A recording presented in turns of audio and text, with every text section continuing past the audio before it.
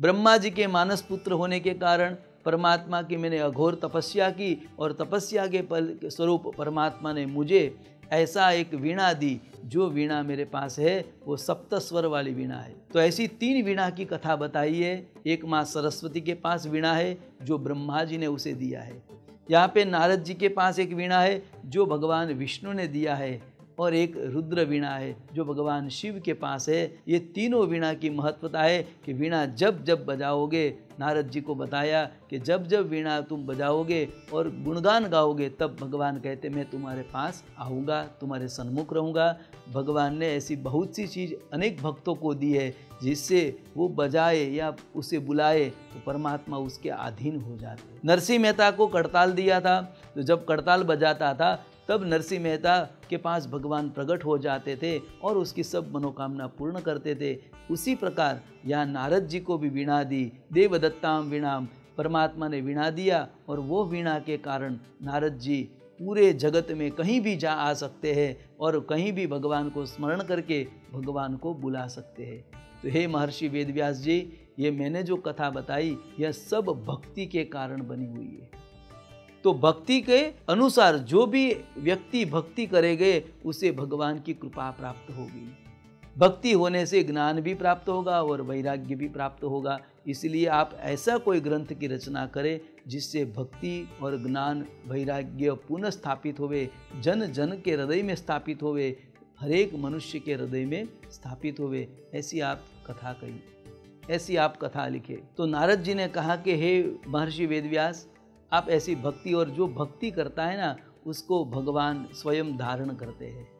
भक्त को भगवान हृदय में धारण करते हैं, भगवान उसके गले में धारण करते हैं। जैसे भगवान शिव रुंडमाला को धारण करते हैं, वैसे ही परमात्मा नारायण हर एक भक्त को अपने गले में या अपने हृदय में स्थान उसको देते हैं और धारण करते हैं। गीता में भी भगवान ने कहा है योगक्षेमं वहाम्यहम्। भगवान ने कहा है कि जो भी व्यक्ति भक्ति करता है या मेरे शरण में रहता है, मेरे आश्रित बन जाता है, उसे मैं धारण कर लेता हूँ। योगक्षेमं वहाम्यहम्। फिर बाद में उसकी चिंता उसे करने की ज़रूरत नहीं है, मैं स्वयं उसकी चिंता करता हूँ।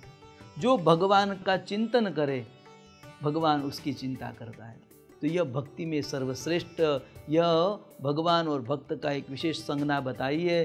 तो व्यक्ति, हर एक व्यक्ति को भगवान की भक्ति अवश्य करनी चाहिए। ऐसे ही नारद जी ने महर्षि वेदव्यास का असंतोष दूर किया, संशय दूर किया, और नारद जी ने कहा हे महर्षि वेदव्यास जी, आप अभी भक्ति का ग्रंथ आरंभ करिए और भक्ति का कोई ऐसा ग्रंथ रचिए जिससे भगवान की भक्ति हर एक घर में प्रकट होवे। तो ऐसा ग्रंथ कैसे मैं प्राप्त करूं? महर्षि वेदव्यास ने बताया कि ऐसा कोई ग्रंथ मुझे तो पता नहीं है, आप कोई ऐसा श्लोक दीजिए, ऐसा कोई मंत्र दीजिए, ऐसी कोई कथा कहिए जिससे मैं उसका विस्तार करूं और फिर बाद में उसमें भगवान की चरित्र गाथा लिखूं। तो महर्षि वेदव्यास ने जब नारद जी को बताया, तब नारद जी ने महर्षि वेदव्यास के ऊपर कृपा की और कृपा करके कहते हैं कि जो भगवान ब्रह्मा जी ने एक श्लोक में जो श्रीमद् भागवत की रचना की थी, जो भागवत का ज्ञान दिया था, वह मैं आपको दे रहा हूँ। भगवान ब्रह्मा जी को भगवान नारायण ने ज्ञान दिया था। देखो ये कथा भगवान के मुख से निकली है, इसलिए यहाँ पे श्री लिखा गया है। दर्शक मित्रों, ये बात बहुत ध्यानपूर्वक सुने कि हमारे यहाँ पे 2 ही ग्रंथ ऐसे हैं जो भगवान के मुख से कहे गए हैं। उसमें एक ग्रंथ है श्रीमद् भगवद गीता, जो भगवान ने महाभारत में अपने मुख से कहा था, और यहाँ पे श्रीमद् भागवत ग्रंथ ये भी भगवान ने अपने मुख से कहा है, इसलिए यहाँ पे श्री लिखा है। क्योंकि हर एक ग्रंथ के, देखो विष्णु पुराण आदि जो पुराण है उसमें श्री लिखा नहीं है, पर यहाँ पे श्री लिखा है, मतलब भगवान के मुख से कहा गया है। श्री मानी भगवान।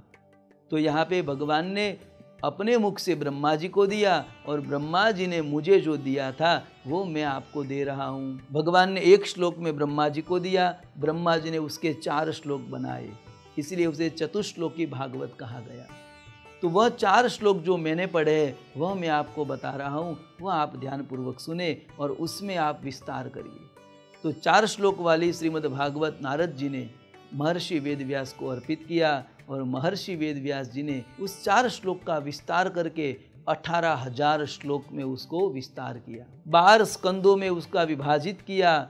335 अध्याय में उसका निर्माण किया गया। ऐसे श्रीमद् भागवत ग्रंथ का महान निर्माण हुआ और वह निर्माण होने के बाद महर्षि व्यास जी सोचते कि इतना अमूल्य ग्रंथ मैंने बनाया है, अब यह अमूल्य ग्रंथ मैं किसे प्रदान करूं।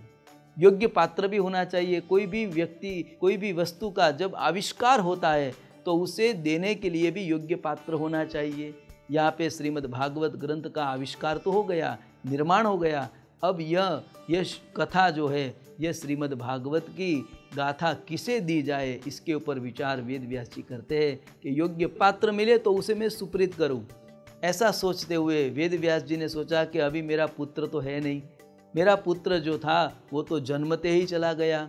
वेद व्यास जी का पुत्र सुखदेव जी महाराज, जिसका कथा बताई है, शास्त्र में प्रमाण दिया है कि वेद व्यास जी का पुत्र सुखदेव जी महाराज 16 साल तक गर्भ में ही रहे, गर्भ से बाहर ही नहीं आए। क्यों नहीं आए? तो कहते हैं कि सुखदेव जी महाराज डरते थे कि मैं बाहर आऊँगा तो मुझे माया पकड़ लेगी, और माया पकड़ लेगी तो मैं माया में बद्ध हो जाऊँगा, इसलिए वह गर्भ में ही रहते थे।